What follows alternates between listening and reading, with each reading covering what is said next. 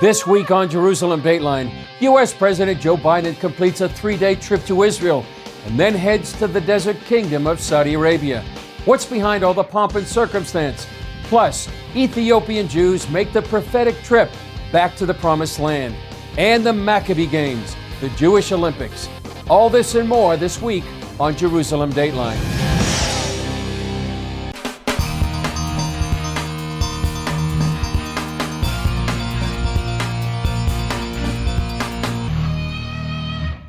Welcome to this edition of Jerusalem Dateline. I'm Chris Mitchell. U.S. President Joe Biden came to Israel for 3 days on his Mideast trip. Here's a look at his visit and what it means for the Jewish state and the region.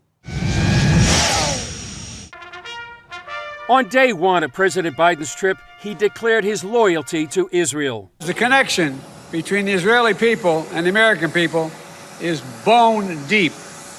It's bone deep.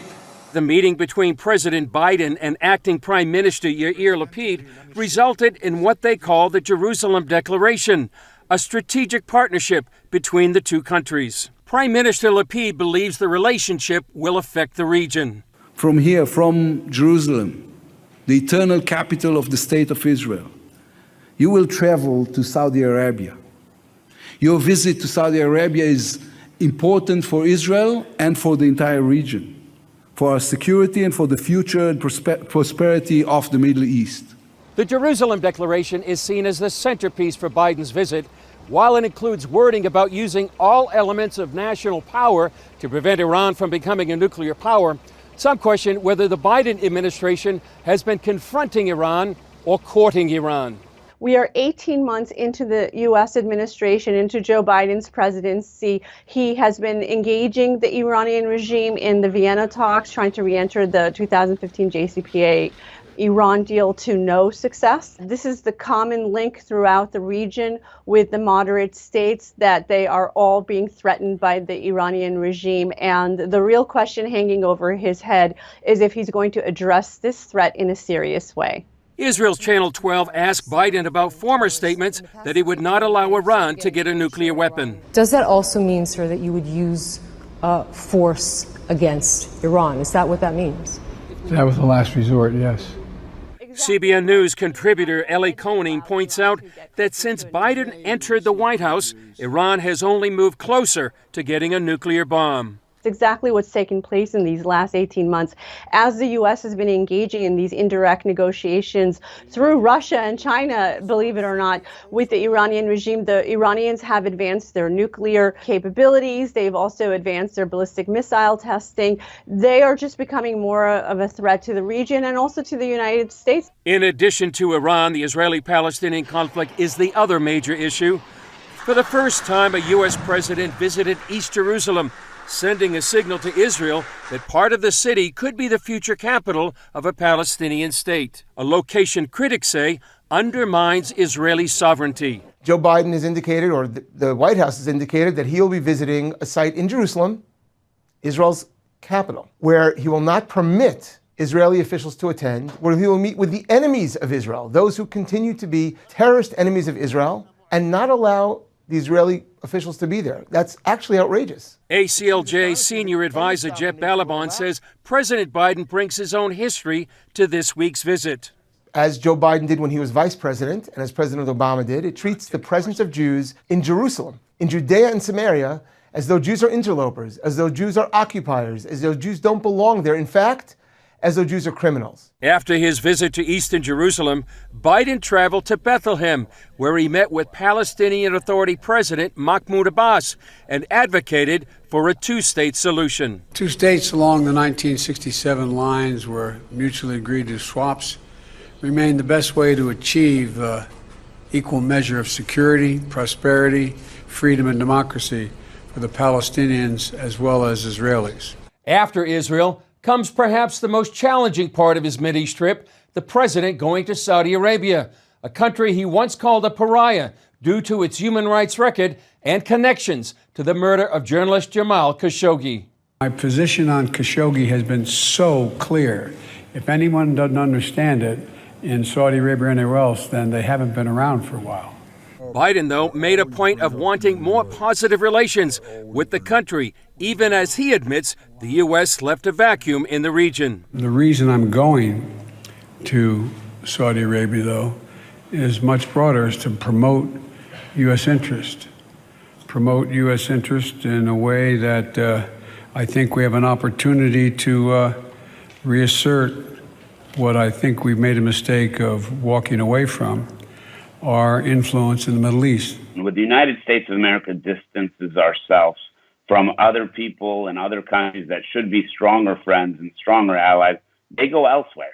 And when they go elsewhere, there aren't other good, friendly countries that are waiting with open arms. Saudi has an enormous amount of resources. They are an attractive prize on the world stage. So whether it's China or Russia or others, that's where they're going to run to. And therefore, it behooves us to hug them closely and to enhance the relationship with them, even if we've got challenges in that relationship. To distance them is only going to propel them towards our enemies and our foes. The Israeli government approved a deal that may pave the way for relations between Saudi Arabia and Israel, while Saudi Arabia also granted flyover rights to Israel. When Biden does land in Saudi Arabia, he will find a different Middle East. John Medved is the founder of Our Crowd, Israel's largest venture capital platform.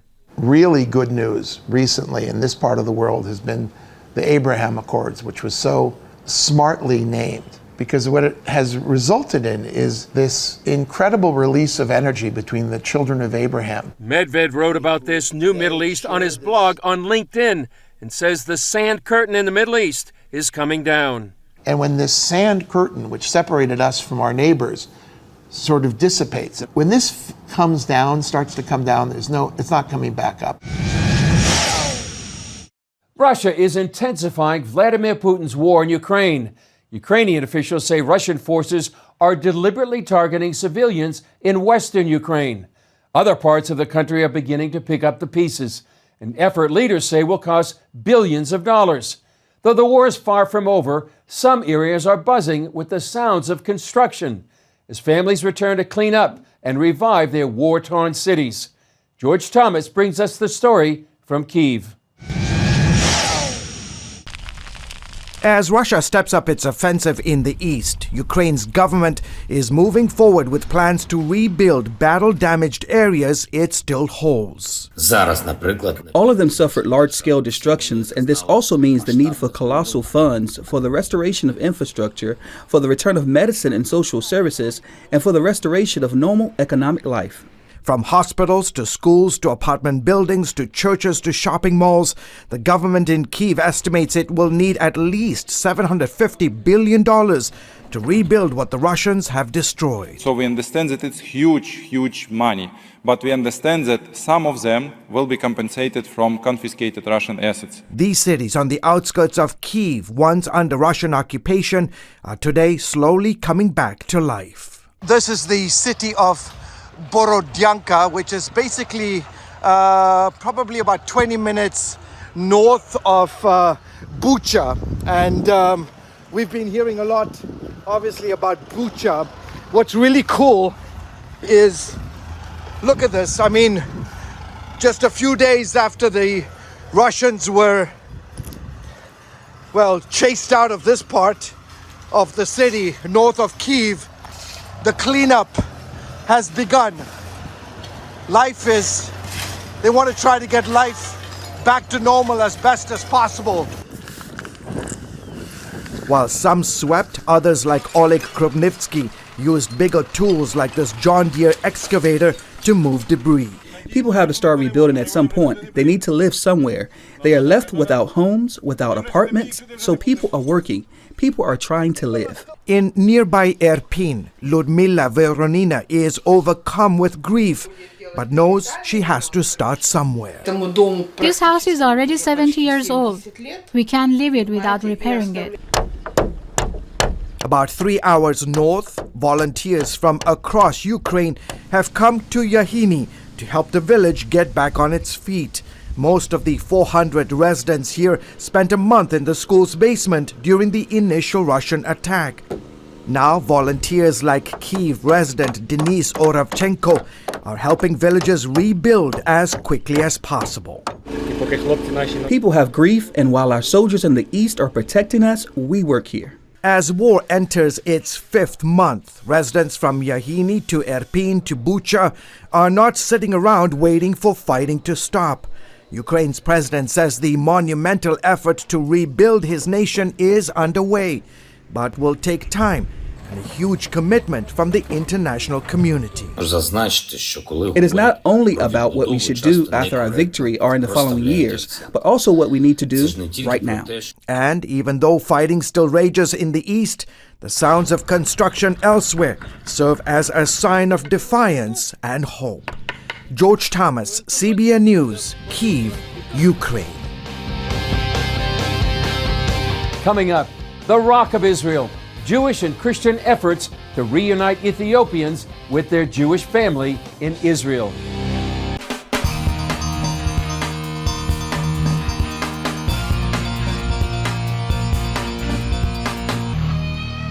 It's called Soar Israel, the Rock of Israel, an exciting and renewed effort helping thousands of Ethiopians join their Jewish families in Israel. While this fulfills prophecy, unfortunately, others are being left behind indefinitely.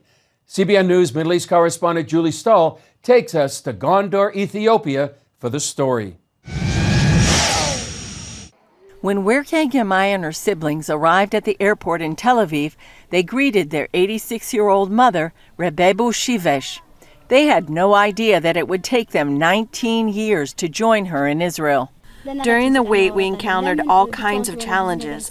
There were many grandchildren and great-grandchildren born, and she doesn't know them. Also, my nephew was killed in the army last year. It was difficult to tell his grandmother that her grandson was killed when she was there all alone. Another one of Rebebu Shivesh's grandsons studied in a Jewish seminary in Israel on a student visa and then returned to Ethiopia. He accompanied his family to become a citizen in Israel. I have a few plans. I want to get a university degree, but we'll see if I manage. It won't be easy because of the language. Despite the waiting, they looked forward to a Holy Land reunion. First of all, we feel blessed that we can move to the land of Israel. It's a land that even Moses wasn't allowed to tread on. We're very excited that this is the land God promised to our forefathers, and we are arriving there. Sadly, this family's story is not unique. We're here in the synagogue in Gondar, Ethiopia. It's the only synagogue, and all the people you see behind me are waiting for permission to go to Israel. Some have been in the process for as many as 20 years. There's a privately run feeding program for children under 5 and nursing mothers here, as well as a summer camp. Those who are staying here live in 2 main neighborhoods. What's important is that everyone here wasn't born in a city. Everyone here is from a village, and they moved here to put in their request to make Aliyah. But they came from the surrounding villages, some kilometers from Gondar. You have to understand, the minute you leave your village, you left your land and you don't have the possibility to return. Adana Tadela leads the Jewish agency operations in Ethiopia.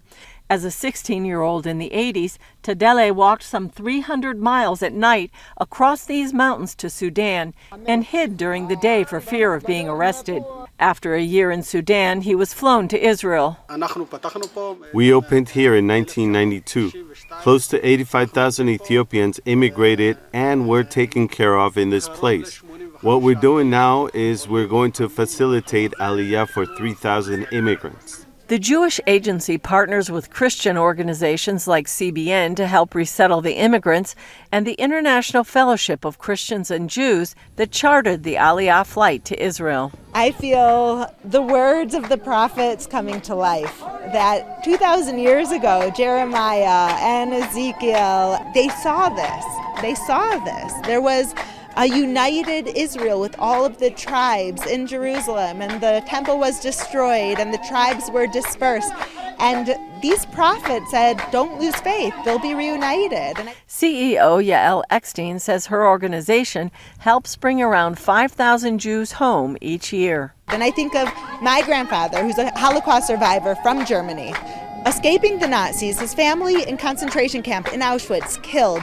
And he opens up the Bible and says, one day the Jews will go home to Israel. One day the lost tribes will be found. One day Jews from all over the world will be reunited on the shoulders of the Gentiles. That it will be Christians who will make this happen. According to the Israeli law of return, anyone with a Jewish grandparent who was not converted to another religion is allowed to become a citizen. It's called making Aliyah. Many Ethiopian Jews, however, have had trouble proving their lineage in order to qualify.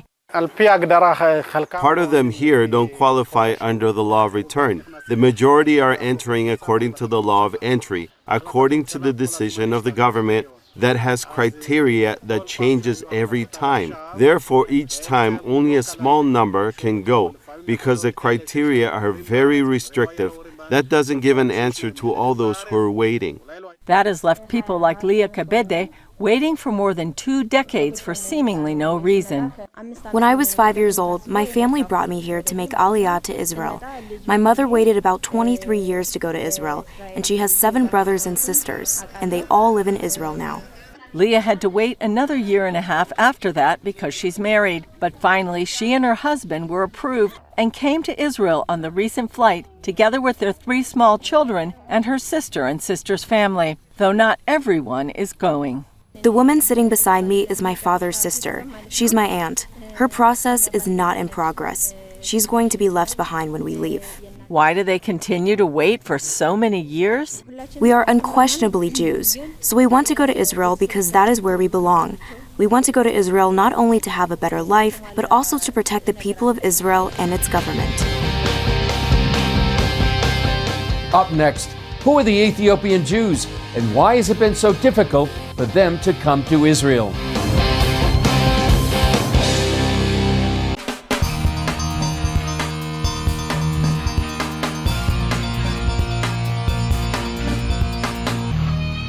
Who are the Ethiopian Jews and why has it been so hard for them to come to Israel? Here's Julie Stahl with more on the story of the Ethiopian Aliyah from Gondar and the origins of the community. The origins of Ethiopian Jewry are unclear, but most believe they are part of the lost biblical tribe of Dan. Adding another dimension, many also trace their lineage to the Queen of Sheba. The Bible says the queen went to visit King Solomon to hear his wisdom. Ethiopians say the queen bore Solomon's son, who led a dynasty lasting thousands of years. Known as Beta Israel, in the 80s, Israel's chief rabbi declared them to be Jews.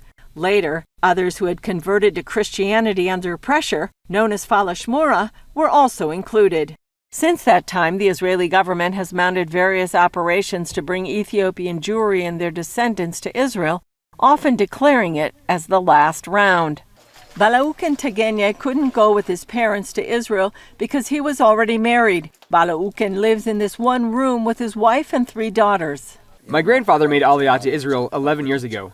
My parents and my brother went 2 years ago. My wife is very happy we are going, and she wants to raise our children as Jews. He adds that since they are already keeping Jewish tradition, adapting to Israel shouldn't be a problem. When I arrive in Israel, I want to find work, and I want to give a better life to my kids. I can't believe that this day is actually going to happen, and I'm living in a dream now, and I'm afraid to wake up. And it did happen. He and his 5 siblings went to Israel on the same flight chartered by IFCJ as CBN News, and his last siblings will follow shortly. Nearly 150 new immigrants to Israel boarded that flight in Gondar, transferred in Addis Ababa, and headed home. Werke arrived with a prayer. Blessed are you, O Lord our God, King of the universe, who has brought us to this time. Dozens of Rabebo Shivesh's relatives were on the plane. I'm very blessed to meet my children after so many years. It's hard to describe in words. I feel like it's a dream. I'm very, very blessed. It is really, really tremendously amazing and it's really exciting. So we're all happy. We are going to be reunited with all of our family members. At the airport, the new immigrants received their paperwork and from there were taken to absorption centers where they'll spend time learning Hebrew and studying Judaism, as well as have time to adjust to life in Israel. Home is where heart is. So we came home, we're happy, now everything feels okay, and dream come true. Though it's unclear how many Jews remain in Ethiopia, the Jewish Agency and its Christian supporters stand ready to help fulfill God's word to bring his people back home.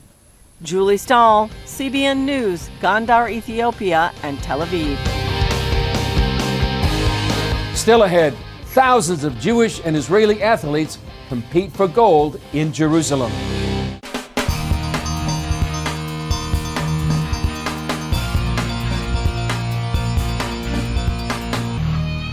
Well, thousands of athletes from across the world are in Israel for the country's biggest sporting event, the Maccabiah Games, also called the Jewish Olympics. It's one of the largest sporting events in the world and takes place in Israel every 4 years. It's open to Jewish athletes from every corner of the earth and also Israelis, no matter what their religion. Here they'll compete in sports like swimming, golf, ice hockey, and fencing. President Joe Biden made a special appearance at the Games to cheer on Team USA, the first time ever an American president has attended. Organizers say more than 10,000 athletes from 62 countries will compete for gold at this year's Games. The driving force behind the Games today is to expose Jewish people to Israel. Stephanie from Pittsburgh came to cheer on her two sons. I think one of the most powerful things that you'll see today is watching the delegations walk in and see that there are Jews in all these different countries around the world and coming together around this sport. And it's just very, very moving and powerful to think about how we're all connected and how this Maccabi Games brings us together. Well, that's an exciting event here every 4 years in Israel. Well, that's all for this edition of Jerusalem Dateline. Thanks for joining us. Remember, you can follow us on Facebook, Twitter, Instagram, and YouTube. And you can also access CBN content through our CBN News and other CBN apps.